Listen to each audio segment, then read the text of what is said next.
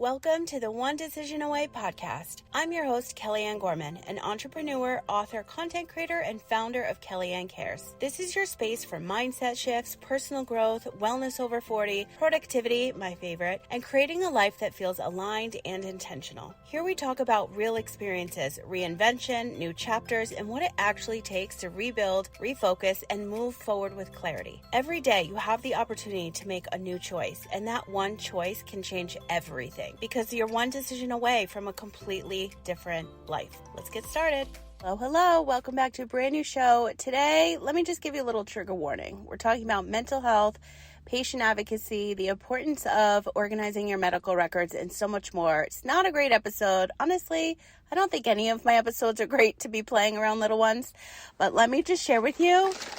You hear that? It's my last Lavazza hot honey latte. I was sent 100 Lavazza capsules that, if you saw on my TikTok, I got these stainless steel reusable pods because the capsules didn't fit in my Ninja Dual Brew. It was a whole situation. But if you have not ever purchased reusable stainless steel pods, I'm telling you, I got them on TikTok Shop. They're like a couple bucks. You can get them on Amazon anywhere for those emergency purposes. If you are a high maintenance iced coffee drinker, as am I. Honestly, hot coffee too, because it's a capsule, but pod rather. This is the last one. I'm enjoying it. I really need to get off the hot honey because it's pure sugar, and I've never consumed so much sugar in my life. Maybe that's why all these weird things have been happening to me. But I double cupped it because I knew it would sweat. I'm in the car recording for you. I'm at a park. I just realized the most insane thing ever. Like, I knew about it, but I didn't know it was today, and I'm recording an episode about it today, and I just happened to go on my time hop, and I saw it, and I was like, what the hell? And I sent it to my friend. I'm like, today was the day. She's like, what? I'm like, yeah.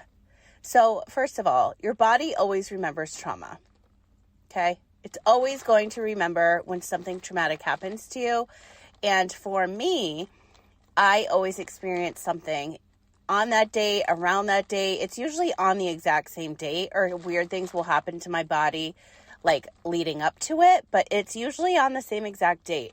So hold on, let me take a sip. Shout out to Lavazza for sending me those. I need to get some more coffee. You know, before I dive into this very important show, I'm an expert at what I'm about to share with you, okay? An expert, because I've lived this, and I'm here to share all of this because I know what I'm talking about. And we're even going to get into the Lindsay Clancy case because I watched about 3 hours of the prosecution last night. Oh, so much to share today, so much. But this is going to be a really good episode, so buckle up if you're ever wondering how to organize your medical records, or you need to advocate for somebody. Why did I just say advocate? Advocate for someone in your family, yourself. Like, I'm going to share with you exactly how you need to do this. And I did not think I was going to have an episode like this on this podcast. I've been, like, you know, or maybe you don't know, podcasting for almost a decade. And I ended my 9-year-old podcast on its show anniversary, which is also my birthday, June 10th, because I just no longer felt aligned to it. I held a lot of trauma with it, and I wanted a fresh start. Well, here we are again, talking about the same shit. So I know it's happening for me, not to me. So it's happening for me so I can share what I know to help other women. I've always said that since day one of me podcasting. My show was called the Happy Workaholic Podcast when I first launched it back in 2017. A show for your business, LinkedIn, and life with an autoimmune disease, because that was the life I was living. And I have always said, if you are strong enough to share your story, you need to, because you're going to help at least one other person. One other person. I've helped thousands. I know this for a fact because I still get messages on my Facebook like weekly about MS and NMO and being misdiagnosed and all the things on like old Facebook videos where I don't even look like myself. My eyes are gray. There's no white in them. I have jet black blue hair. Like, I look so different. But anyway, okay, so what did I update you with so far? My delicious iced coffee. I'm on a mission to find the Nescafe espresso, the instant, the intense, and then I was going to get the decaf from my friend. The dupe at my favorite place, Aldi, but mine has not received it yet. And you can't call because, that's how they keep their prices so low. That's why you put a quarter in the cart and all the things. So I just keep refreshing the app and I don't seem to see it there. And it's very upsetting because it's only $5.39. So I'm going to have to go on Amazon and get my Cafe Bustelo pods, which are only $2 for 12. The dark roast, I don't know why, but that's a great deal for me. So I'm excited to do that. And then also, huge news. If you haven't seen my social media yesterday, I did a book giveaway. So that's still active. All you need to do, first of all, here's the reason why. Because the show you're listening to right now is heard in 20 countries already. 20. 20. I can't even believe it. We're 100 more away from the Kellyanne Cares podcast that I had for 9 years. And we were heard in 120 countries there, but we're already heard in 20 here. And the show's only a couple months old. So I'm so grateful for you tuning in each and every week. Now, as far as the book giveaway, my personal growth and recipe book, Everything is Messy, I'm going to email you the digital deluxe version to your inbox today. Now, in order to do that, to receive the book, all you need to do is head to Apple Podcasts or Spotify or wherever you're listening to the show right now, or when you're done with this episode, leave a review and then screenshot and tag me on social media so I can see it, so that I can talk to you in the DMs, get your email, and then send you a free copy of my book. So that I just wanted to do as a thank you because I couldn't believe it. Every morning I look with my best friend's daughter. I'm like, let's see how many countries we hit. And then I show her on the a little globe I gave her. So that's some exciting news. And also the One Decision Away experience for accountability starts on September 1st. So if you are ready to get organized, become the most productive version of yourself, level up, turn your dreams into a profitable reality, this is exactly what you need. And I am doing all this work right alongside with you. And I always feel like somebody needs to hold each other. Well, I get this from women all the time. Like, I just need an accountability partner. Well, I'm creating a whole group for us and I'm capping it at 20 women. So get in now before the spaces sell out. You can go to everythingismessy.com right now and sign up, or after the episode. All the information will be in the show notes as always. All the brands that I'm currently obsessed with are all in the show notes. So a great way to support the show is by shopping all of the links in the show notes. And then also I have a Venmo there, which is Everything is Messy, which I added. And somebody sent me $5 the other day. I couldn't believe it. I was like, thank you so much. But as content creators and podcasters, it takes hours of research and recording and producing and doing all the things to have free content, to have free shows. So I get paid in return when you guys shop through my links. And it's just like a nice little thank you. Like if you're going to shop on Amazon anyway, right? So just start with my link. Every penny counts these days, let me tell you. And I'm always here to save you time, money, and energy. So I just wanted to share that with you. And also, I'm so, so grateful that you are tuning in, because this is an episode, honestly, for everybody. I have done so much content surrounding this. I have recorded so many other podcast episodes on this, YouTube videos on this, and it's literally been years of my life, like a decade. So let's just start off with what happened to me last week. So I had a panic attack that lasted about an hour. My friend thought I was having a heart attack, and I know it stemmed from my lipedema and lymphedema, and I went for my massage. Then I had to go get measured for compression, which I didn't realize I needed to fly. And they're like, oh my God, no, you need all these pieces. So I went to the compression place. The form wasn't right. I had to have it filled out. It's like a whole process. Nothing can ever be simple when it comes to medical. Nothing. So I did the process, realized I had to do it twice because it had to be on a specific sheet of paper. So it's like I have my lipedema clinic sending a prescription. It goes as like a prescription, the compression pieces, for insurance to approve. I went to the compression place to get measured. Then I have to have the lipedema clinic fax it to my primary. My primary signs off on the diagnosis, the sizes of the compression, and all of that. Almost like a confirmation, right? So it's the clinic and the primary. I just got the call when I was in the hospital that they sent it. I'm like, oh, no. That's the first round. We had to do it again because it had to be on a specific piece of paper. So still now, 2 weeks later. I have to finalize that this week. So not only did we do it once, but twice, just to be sure.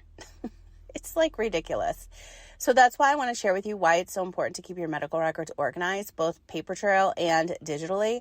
So that's how the panic attack started. I think because I was anniversarying chemo dates, it was giving me major anxiety that, first of all, I have lipedema and lymphedema because of chemo. I have chemo still sitting around, floating around in my body, which causes this fat tissue disease. And I thought for the last 2 years, like I just couldn't lose weight because I was going through perimenopause and hormones and all the other shit we have to deal with because we're over 40, right? So turns out when I was scrolling down TikTok, I saw all these women talking about lipedema. I'm like, what the hell is that? And I said to myself, oh my God, I think I have that. Just like bean talk, just like me eating beans for breakfast, which we'll get into in a minute. So I just couldn't believe it. And come to find out, I have it because I've done chemo. And one of the guys that worked on me, as soon as I raised my arms for my lymphatic drainage massage, he was like, oh my God, have you had a breast reduction, chemo, or radiation? I was like, yeah, why? And he's like, I can feel it. It's like in your, like the nodules in my armpit. Sorry if this is too TMI. It's like a softball in there. And I don't like go digging for nodules. Do you know what I mean? But then when they're like, put your hand here and you feel it and you're like, shit, how do I not know about that? So anyway, I've learned a lot about lymphatic drainage and lymph nodes and all of the things since I started going to this clinic, which I researched, and they're the best. So anyway, I think that just all of the anniversarying of the chemo dates and just the trauma of like having to get measured and like all these things, like it, like internally, I just like couldn't handle it. And my chest just started hurting. And all the doctors are asking, like, what were you doing? And I was like, I was sitting on my bed. I literally just put my beef tallow cream, like, on my feet, on my comfy socks to, like, go to bed. And I know that I'm so good at sharing my story of being misdiagnosed and the medical malpractice cases. And I spit it out like it means nothing, like it's just words. But inside my body, it's like ready to, like, give me a heart attack, literally. And I have to be more intentional about like how I speak about things because I realize in my body, I'm like internalizing these things, but I'm just like spitting out words. And that's like a trauma response. It was a very traumatic time. And July 31st, 9 years ago, was my first chemo treatment. And I was actually overdosed with chemo and put on 13 prescription medications for something I never even had. So for those of you that are listening and you don't know, 10 years ago, it was 10 years ago, I was diagnosed with MS and NMO, which stands for neuromyelitis optica, which is basically you can go blind and paralyzed like at any given moment. It could happen to me right now as I'm talking to you. And so you're put on steroids to suppress your system and all these drugs and yada, yada, yada. So the chemo protocol is twice a year for the rest of your life. And it's not like you're shrinking a tumor and once the tumor is gone, like there's no more chemo. It's forever to suppress your immune system. And I had multiple doses, like 8 or 10, I forget, in a short period of time. And I just was over it. And so I was like, I need a specialist. And so I found one in San Diego. Long story short, he says that I was misdiagnosed. And I'm like, what do you mean? Like, I've been living this life of like, I have these diseases, whatever. He's like, I can take one look at you. Like, and I went in there with like 100-page stack of papers, like 20 something physical discs and reports of MRIs. Like, I went in there prepared. And he's like, you don't have this. And that was after 5 neurologists in Las Vegas. So he was number 6. At the end of the day, I had 11 with the top diagnosing expert in the world on my case saying, no, you don't have this. So then what do I do next? I need to find an attorney because now I have a medical malpractice case. Well, I called 113 or 117, I forget the number, and nobody would take my case. And I'll tell you why. It's because 1, I'm still alive. 2, I'm not missing a limb. And 3, I'm not hooked up to oxygen. No attorney in their right mind will take a case like that because they're going to put in so much work and have no money in return. It's not worth it to them.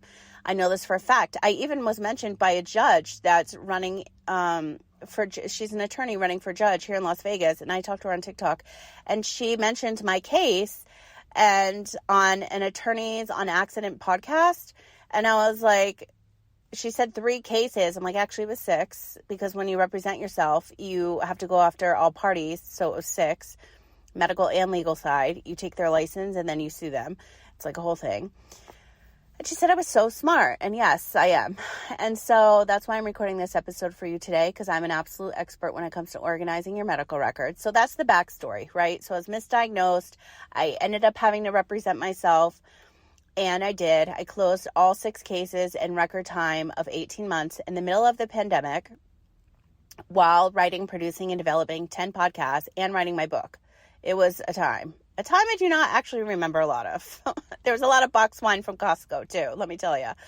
And that's like my whole health journey and story, and that happened a decade ago. Now, back to the panic attack. So all of that trauma was like anniversarying, and I just didn't feel well, and my chest started hurting, and I went to bed. The next day, I put my seatbelt on in the car, and like my hand hit my chest, and I was like, oh my God, I'm like bruised. What the hell? Like it feels like somebody took a hammer and like beat my chest, literally. Like it felt so bruised. So I asked my best friend Claude, and he said, because of your chest restricting, you trying to breathe, like it literally causes like a bruised feeling, like you're so sore. And I'm like, what the fuck? I've never had a panic attack this intense, like, or in a long time, long time. And so I was like, what the hell? This is insane. So the next few days, it was still kind of like there, but like getting better, but it literally felt bruised. And then Tuesday, I started getting it back again around 1 o'clock in the afternoon.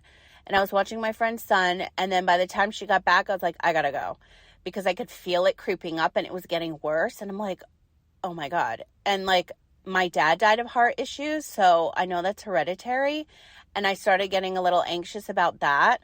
So it was like, I was already anxious, was having a panic attack, and then I was anxious about the panic attack. Like it's never like a win-win situation. Like you're always going to lose.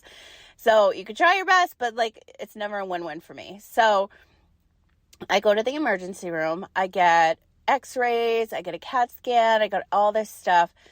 And I hate an IV. Immediately, I'm stickered up with the EKGs. I have an IV in my arm. They didn't want to give me fluids because of my lipedema, which that was nice because it actually makes it a hell of a lot more painful for me and worse.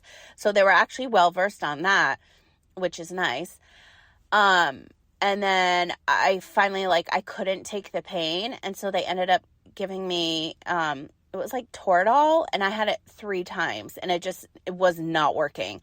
And I hate medicine. Like I will take an ibuprofen 800 if I have like the worst cramps ever, but I don't even like taking those because I just don't want any meds like in my system anymore. Like I don't want it. Like I want to be natural. I want to just take my thyroid medicine and like move on with my life and take like vitamin C and like do everything as natural as I possibly can. Okay.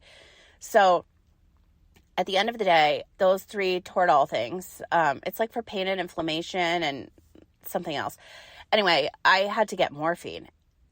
Within 24 hours, I think I had it 3 or 4 times. And that shit, as soon as it hits your veins, is like in your brain. And then I felt like I was going to die. Like it was literally awful. I felt like I was doing chemo again, and I needed an oxygen tank. And it was like this whole thing. And so they said everything was coming back fine. He's like, but if you're still in pain, like I have to admit you to the hospital because like your chest, like it has to be something else. So I had to take an ambulance ride at like 3:30 in the morning. So I waited there for a couple more hours for a room to open for me at a hospital. And it was a hospital that I've been to before, and it was literally down the road. And I remember sitting at a light, like I was so messed up, but like you just remember like these moments.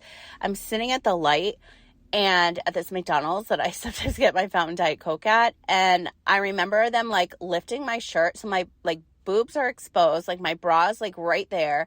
They're putting more stickers on me to do another EKG in the ambulance ride. I'm staring at the McDonald's and I'm just looking at, it was a white SUV. And I'm like, they're watching them like fill me up and put all this like heart monitors on me. Like the lights are blaring in this thing. It's like MRI lighting. And I'm like, so I just gave them a free show. Like, I just like remember that. And then I remember getting to the hospital and them wheeling me through the emergency room, which was like, I felt like they were bringing me to a prison. Like, it was so just bad vibes, bad energy. I felt like I was like in a prison hospital. Like, it was just not good. But they were bringing me right to my room. They were waiting for the heart doctor. So they put me in an ambulance to go to this specific hospital because of their heart unit, the cardiologist unit, to figure out like what was happening. And so I wasn't having a heart attack, but like everything was coming back normal. Like my labs, every hour they had to check my blood for this specific thing. Anyway, so I get admitted and I had to get this stress test done, which if you ever have to get this done, you are not walking on the treadmill. You are getting radioactive fluid shot up your IV. It's going to mimic a heart attack, like your heart is fluttering. I had 4 different women helping me on this procedure. And then you go into like a CAT scan, but it's like an open bubble. Because when I went in, I was like, oh, that's not bad. Because they kept saying, are you claustrophobic? I'm like, is it like an MRI? I've had like 30 of them. They're like, no, it's like you just have to sit there. We take pictures, but they kept emphasizing how my heart was going to flutter and how I have to breathe like in and out until it like goes away. And then it makes your heart glow. So when you're in that machine, they're taking pictures, they could see like your heart.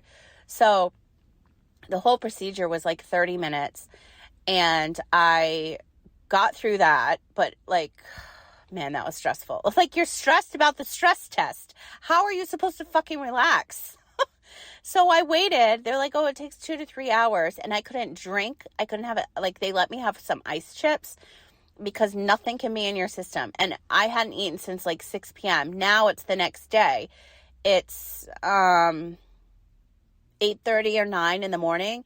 And I'm going for this test. So then I ended up, and I had more morphine on top of that and some other meds. So I was like on cloud 9, but like, knew what was happening and then was anxious all over again because of the stress test because I thought I was going to be walking on a treadmill and I was actually excited about that because like I really wanted to go for a walk. I'm like, I can't have my iced coffee. I cannot like go for my walk. They're like, oh no, honey, we're shooting radioactive fluid up your IV. So I had to sign my life away on that. And when I got that done, it was like 8:39. I don't know. I think I was back in my room at like 9:30, 10, I don't know. And then I was finally able to eat. The nurses were great. I was told it was going to take like 2 or 3 hours. It was more like 6, I think. And I was finally able to eat stale saltines and this like disgusting ginger ale, like these tiny little soda cans. Like it's like an hour after I got back to my room and I was like starving. I'm like, these are the best stale cardboard tasting saltines I've ever had in my life. Like I could feel them in my body. Like I was so hungry. And we all know hospital food is disgusting. And so the lunch I had was like, like -0. Like it was awful. And then I ended up getting an early dinner and I was like, what's the special? Like they've got daily specials. Like they're like a 5-star cafe. And they're like, it's pork chops or meatloaf, loin of pork, or I don't know, something. I was like, do you have vegetables? Like, can I just have a plate of steamed vegetables? Like nothing else? Because at lunch, they said you're on a cardiac diet. You can only have this. And you can't have this because you can't have salt. And I'm like, what? But you're not offering me like a healthy like fruit or vegetable platter? Like, I don't want this processed shit. Like, why is this even allowed in a hospital? Anyway, that's a whole nother rant. So I get everything back. The doctor says it's normal, like everything's normal, and that it's just like I'm having panic attacks and I need to like calm down. I'm like, are you fucking kidding me? I've been admitted to this hospital and I have no heart issues. Like I'm getting discharged. My paperwork says I have Hashimoto's. It actually doesn't even say that. It says like hyperthyroid or something. With Hashimoto's, you have both. Lipedema, lymphedema, and chest pain. I'm like, and it's there twice. It's like so inaccurate. Anyway, the car's getting really hot because it's 100 degrees outside and it's not on with the AC. So hold on, I need a sip of my delicious Lavazza hot honey coffee. I hope I'm not making this story confusing and you're following along pretty well.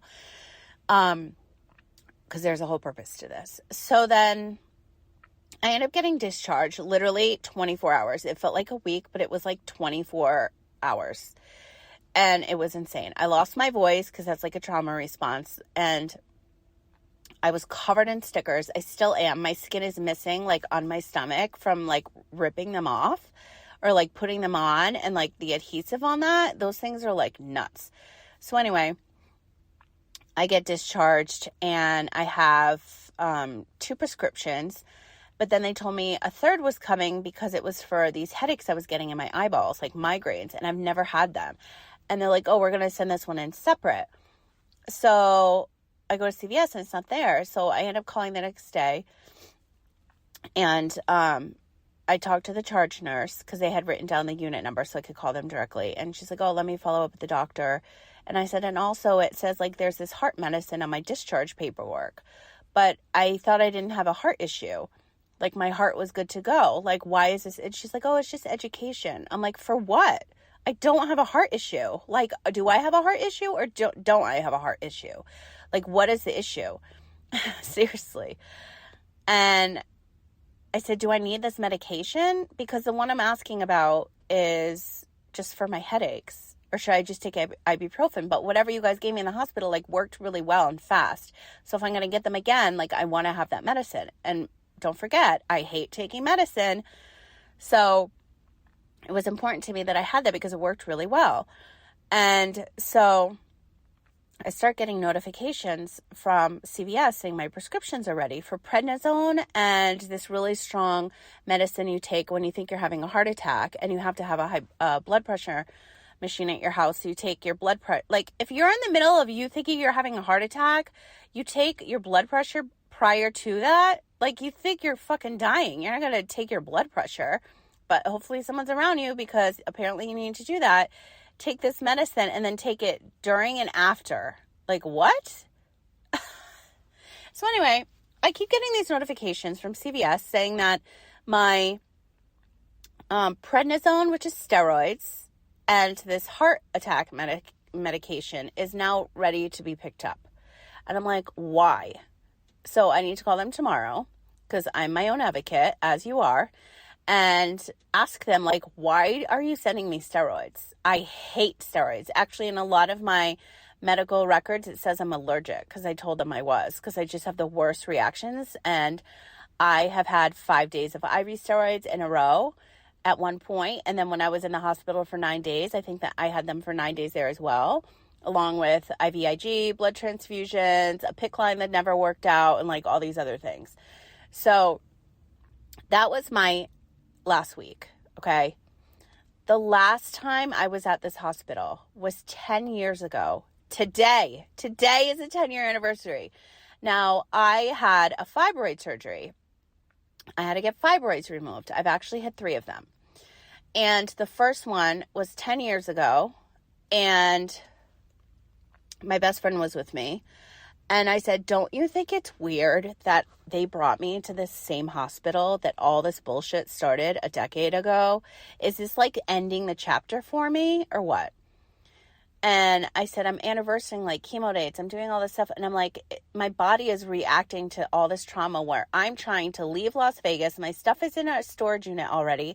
I'm literally living out of my suitcases, ready to hop on a flight, which now I can't fly because I need to wait for my compression pieces because of my lipedema. So now I'm ready to drive, and I'm ready to drive to the ocean. But I'm waiting for these brand deals to come through. And so I have been dealing with all these health things like in the meantime. And I'm like, is this to solidify? Like I'm over Las Vegas, like I'm done. I'm closing the chapter, literally a decade of absolute hell, health and trauma. So I'm like, don't you think that's weird that like I'm at the same hospital? She's like, why did they bring you there? Not the other one. That's like so much closer. I'm like, because of the cardiologists that are there, because like the heart issues. And she's like, oh, well, I happened to be there for my random fibroid surgery because that's where my gynecologist was performing the surgeries. And that's when I had to get cleared within a week to move forward with my surgery because they thought I had MS. Yeah, my first neurologist. So anyway, today is the 10-year anniversary. Crazy, right? So I just made a TikTok about this. Immediately I go to Claude and I'm like, am I fucking crazy? And I ask it, like, is it weird that, like, this is my story? And it says that it's called anniversary reaction, trauma anniversary, or anniversary syndrome. And I've always said, you can watch the video I just posted, your body always remembers trauma. And I always have something happen to me when I'm anniversarying a date. So anyway, it's called somatic memory, when your nervous system can hold on to reminders of an experience. I wrote this down. I'm literally reading it from my notebook.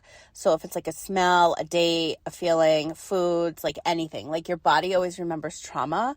So that's its way. Like there's actually a name for it. And your body responds to the calendar, the date, the season, the physical location, like your body always remembers. So there's actually a like verbiage for it. I can't believe it. It's literally like insane. Okay, I just had to take a little breather. And by breather, I mean turn on the car, blast the AC, take some sips of my final Lavazza hot honey latte because I am dripping sweat in the car recording this for you. But this is so important. And I just realized we're already at the 30-minute mark. So I'm going to dive into, so that's my whole story in a nutshell. Like what happened, why I was admitted, anniversarying trauma. There's actually a word for it. And now I really want to get into discharge paperwork, organizing your medical records, and why you have to stay on top of it.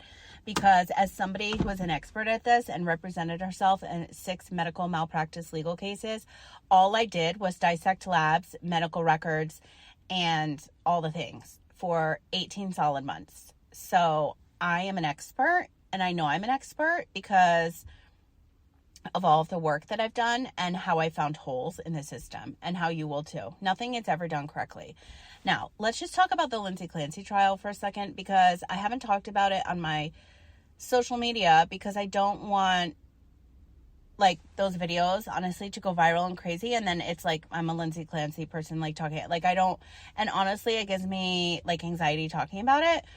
But I watched the prosecution for Dr. Tufts and Gelato, and it was so intense. Like Kevin Reddington was going after Dr. Tufts, her medical records, where she wrote them wrong. And then Gelato, she was just dumb. Like she didn't even realize, she didn't even get medical records from previous psychiatrists or anything.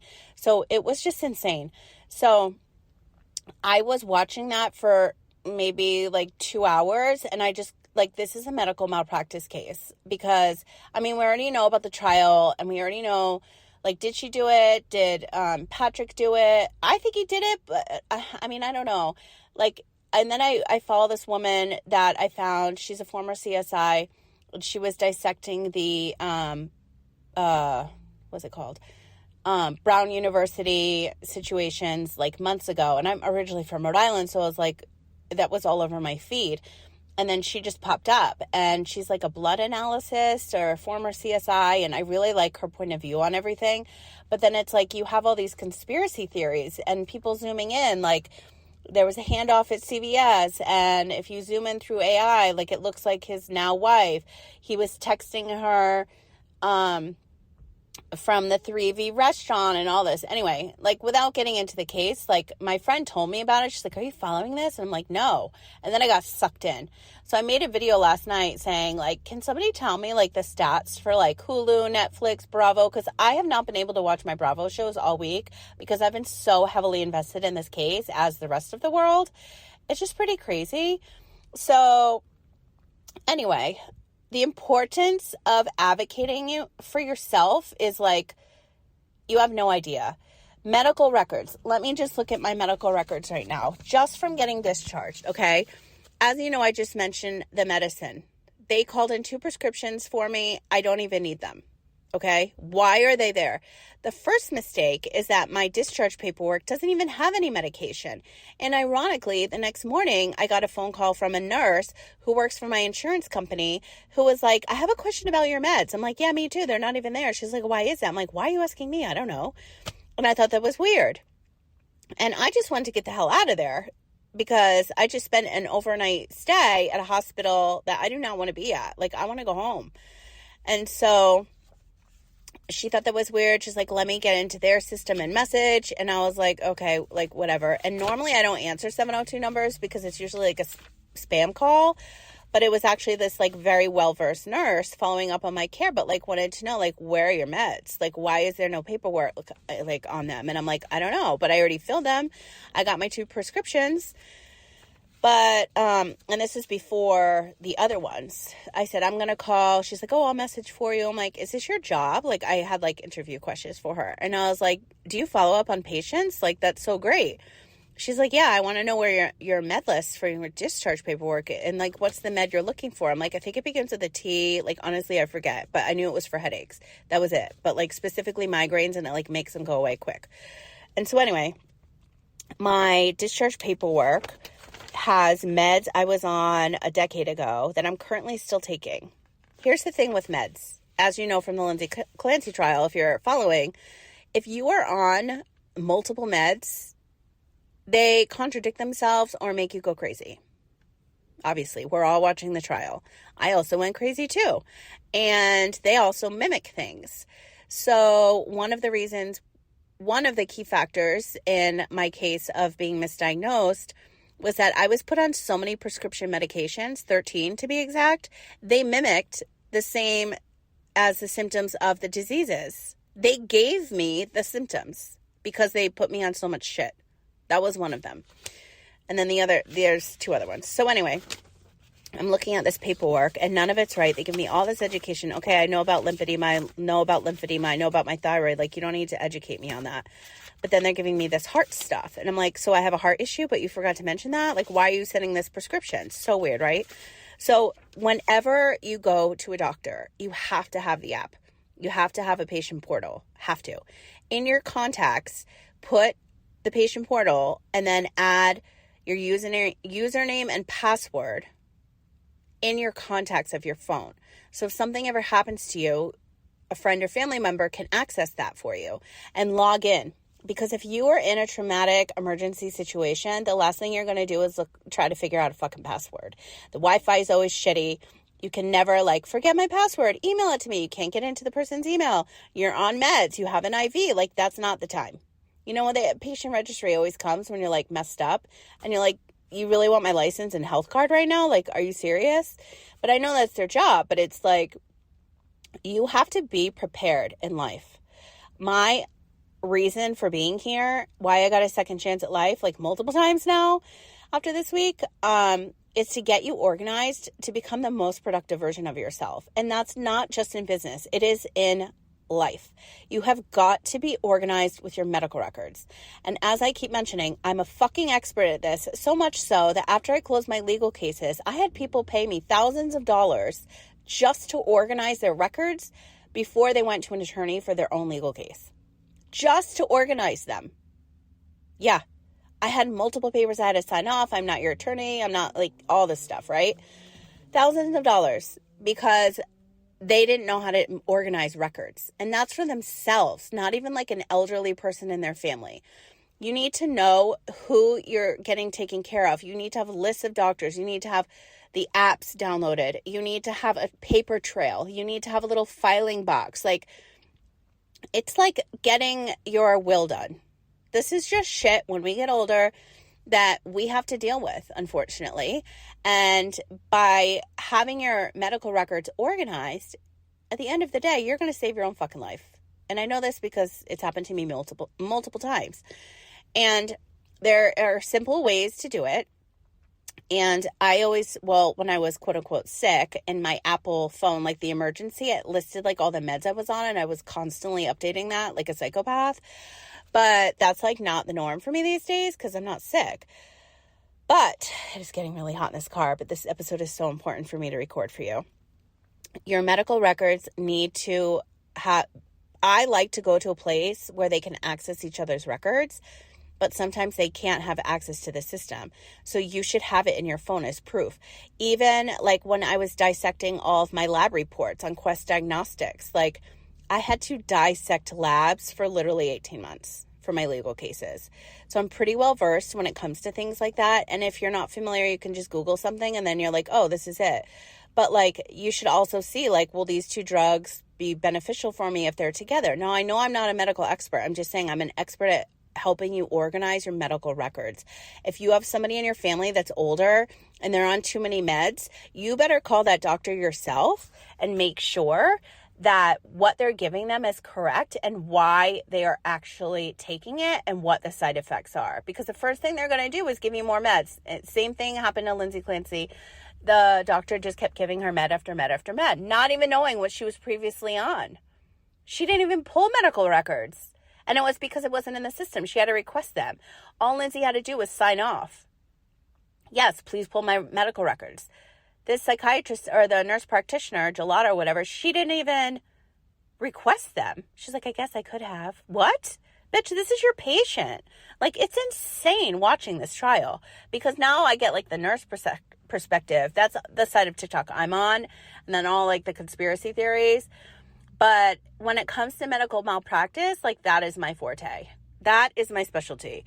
So if you are not advocating for yourself, as I just did this whole entire week, and organizing your medical records and making sure everything is correct, like you're missing out. You're missing out on having the opportunity to one day save your life. And I know that's like insane.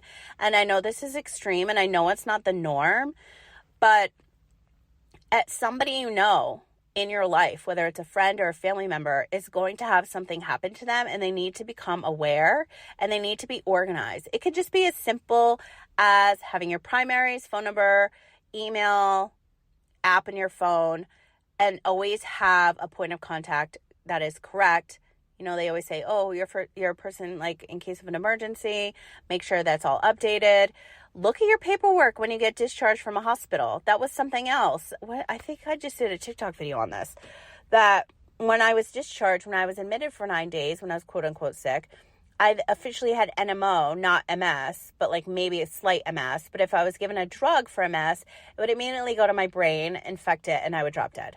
Literally. That's like, you could read up on it. I know you won't, but I'm just saying, like, that's fact. And it still said I had MS on my paperwork. And I stayed 3.5 hours waiting for the surgeon to come out to contact admin to change the verbiage on my discharge paperwork. And the nurse says, well, do you carry this paperwork around with you? I'm like, actually, yeah, I do. But I know that's not the norm. But if something were to happen to me, I'm getting put right back into that ambulance where I came from, sent back here. You're going to give me that drug and I'm going to die because of those two little letters, MS. Take that shit off my fucking paperwork. You have to advocate for yourself. You have to. And that was one of the reasons I was like, what the hell? And I was telling my friend the other night, she's like, yeah, I remember I was there. Hello. And I'm like, I know you were there, but like, it's insane. I'm anniversarying and like going through this whole chapter again. And I'm like, why? Not like, why is this happening to me? Why is this happening for me? So I know it's to share this episode with you now. I know I'm extra passionate and I know because it's me. It's happened to me. And I was saying to my friend, I'm like, oh my God, Kevin Reddington leaves that courtroom and he's like, hi, I like your outfit, to like the Fox News reporter from Boston. And I was like, I know it hasn't happened to him, but he's like a different person in and out of the courtroom. Like I can't, like I was contemplating going to law school for a long time after I represented myself in my 6 cases. But then I was like, I don't think I could ever, that's why I never went to trial. Like I can't relive this again. Like I will die of a heart attack just from the stress. But that's because it was my story. If I'm representing myself, I still hold that trauma. So I'm like putting myself in their shoes and I'm like extra passionate where you can't do that in law. It's facts. So that's why I like following this former CSI because she's giving like all the facts. She's like, Lindsay did it. So I don't know. That's my 2 cents on that. But like, there's just so much medical malpractice, so many medical malpractice issues like in the case that I was just like, I have to talk about this tomorrow on the show because I literally just experienced it again and I'm anniversarying this stuff again. It's just insane. So if you have any questions about how to organize your medical records, you can message me anywhere online. I'll give you like a few more tips, but I also have a million other episodes on my old show, but I honestly didn't think I was ever going to record one of these episodes here on this show, but this is my life, and this is me reinventing and resetting and doing all the things. So if it's happening for me, it's for a reason, and that's to share that with you. So always be your own patient advocate. Please advocate for anybody else around you. It's so important. If you feel like you're just off, listen to your body and go to the emergency room. Go. I waited a couple days, and it's pretty crazy, like what just happened to me, honestly. So now I'm on 2 meds, and one I'm not really enjoying being on, and I haven't been on for a decade, but apparently it's really going to help me. So I'm just dealing with it. Like, you get anxiety about being on meds, and then it's like, what's the point of taking the anxiety med? Anyway, I have 2 sips left. What else can I share with you on a positive note besides holding yourself accountable in business and life? And probably my experience that I'm launching. September 1st, we are starting. There's only room for 20 ladies, as I mentioned earlier in the show. And thank you so much for still listening. This was a long one, but I am very passionate about these topics. And if there's anybody that's an expert at organizing medical records and being your own advocate, it's me. And the point of me sharing this with you is so that you do the same. Life's too short.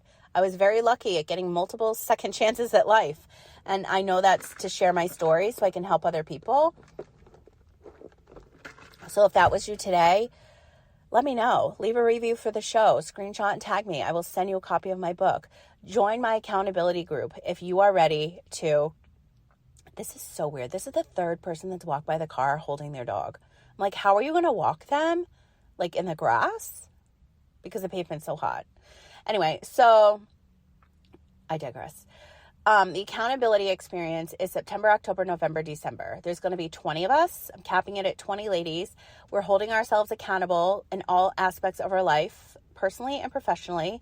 And we're going to rise up and be the woman that we truly want to be now, together, with all the positive and uplifting support that we could possibly have before the new year. So if you're new year, new me vibes, like, we're starting September 1st. I'm actually starting a 10-day series for myself right now to share with you on my TikTok once I'm not dripping sweat. I actually need to go for my walk after this. So I'm sweating out all those toxins. So that's okay. But yeah, that is happening. So if you want to join us, the link will be in the show notes. If you want to shop any of my products, the best one right now, the best deal right now is my Moon Brew non-melatonin sleep gummies, and they're also multivitamin. They come in a 4-pack. They're strawberry, they're square, they're delicious. You wake up with the best energy. And they're not melatonin, they're vegan, cruelty-free. They're giving 35% off right now. If you go to Moonbrew website, you can use my code KellyanneCares, all one word in caps. But the link is easier to shop, so just go to the show notes. But as always, don't forget to subscribe to the Substack as well. Everything I mentioned is in the show notes. But please reach out if you have any questions about organizing your medical records, being your own advocate. I do a lot of content on this on my TikTok. Everything is messy. Follow me there. But I just had to share with you what happened to me, how I'm anniversarying this, the Lindsay Clancy trial, like all this stuff. It's so crazy that this is all jam-packed in one episode based off of my life, like what literally just happened, how I'm reliving things a decade later to the day today as I record this for you, which I wanted to record yesterday. Life is crazy. Somebody's always looking out for you in a weird, crazy, wild way from upstairs, the universe, whatever you believe in. It's pretty fucking crazy. It's so crazy.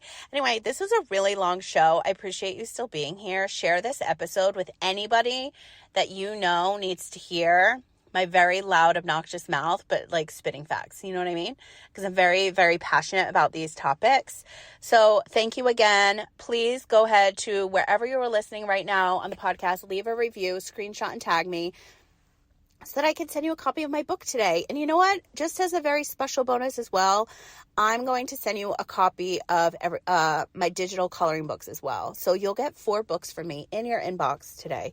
Just as a special thank you for being here. This is a really long episode, but very passionate topic of mine and topic I'm very passionate about. And I had to share all that with you today. So thank you again for listening, and I cannot wait to talk to you again soon.